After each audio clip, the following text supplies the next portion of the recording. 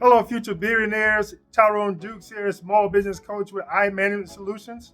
For those aspiring entrepreneurs who are still employees on someone else's clock, did you know there are contract opportunities where the contract vendor allows you to elect corp to corp to be paid in contrast to be paid as a W 2 employee?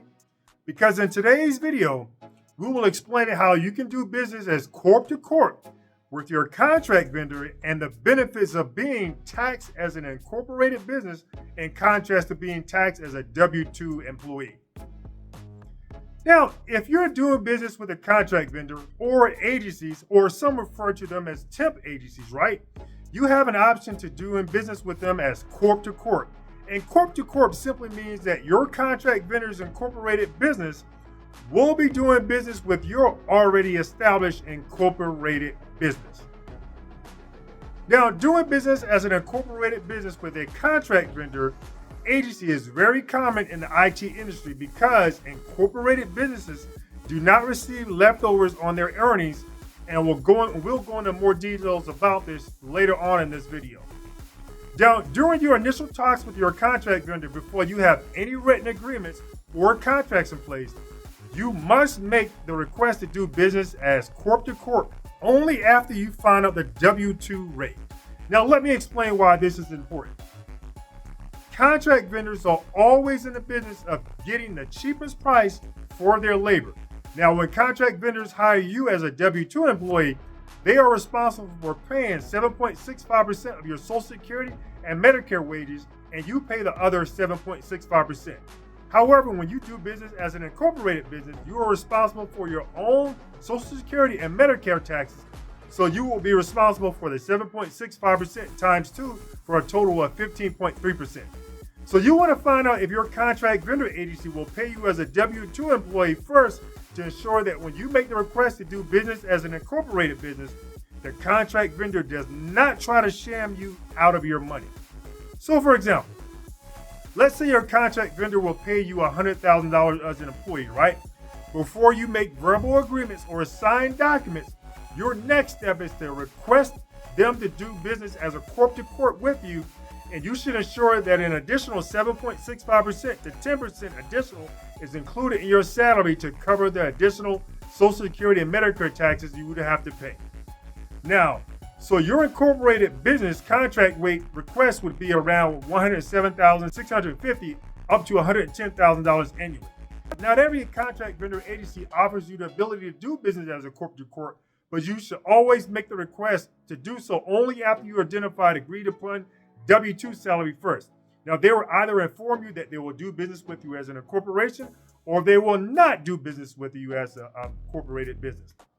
Now, as a bonus, if you do not have an existing incorporated business, I have provided links in the description of this video that shows you the 8 steps to get started.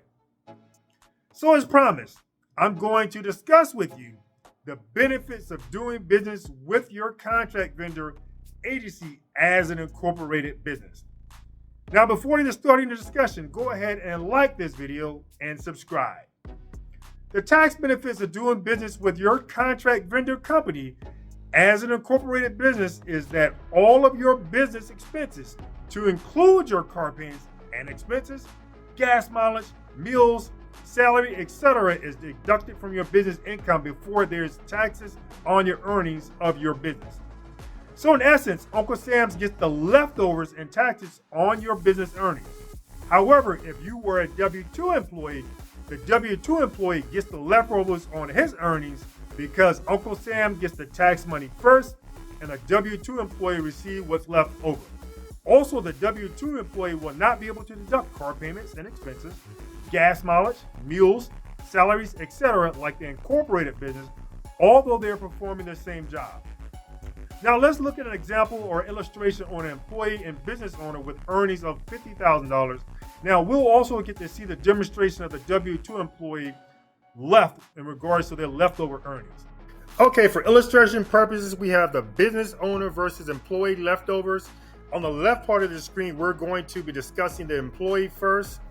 Notice that in this illustration, we're using an illustration where the employee earns $1,000, and this $1,000 is on a weekly basis, right?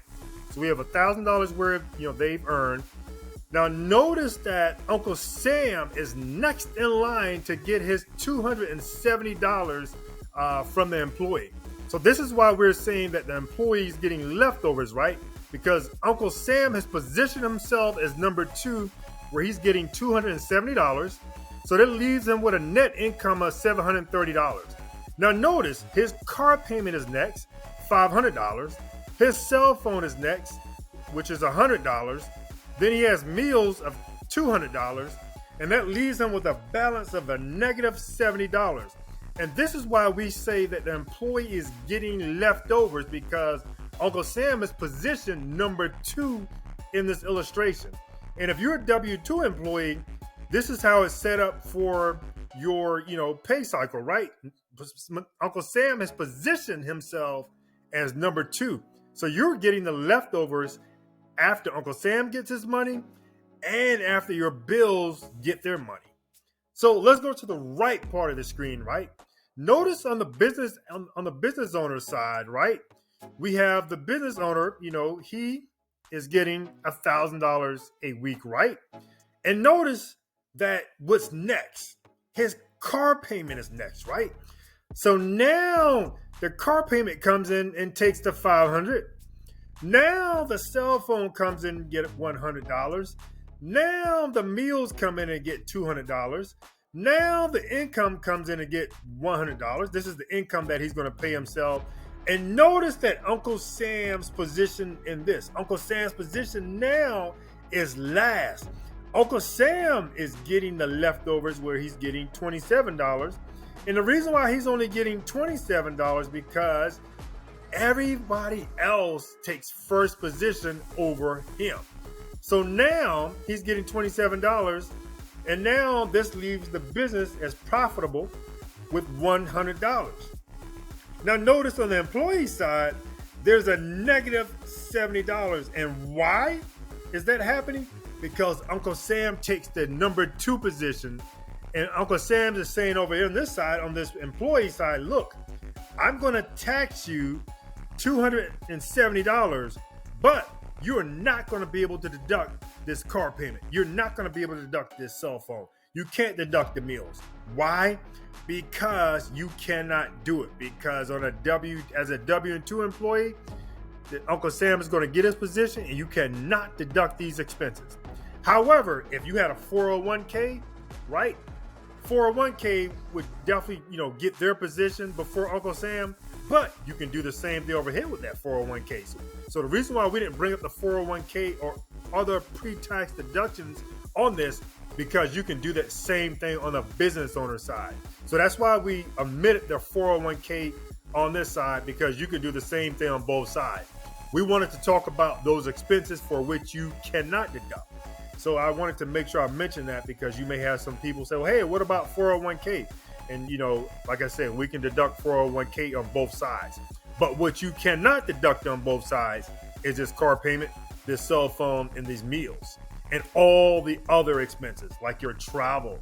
You're not going to be able to deduct travel on the W-2 side. However, you can take travel and deduct travel on the business owner side and include it before Uncle Sam. But on this W-2 side, you're not going to be able to do that.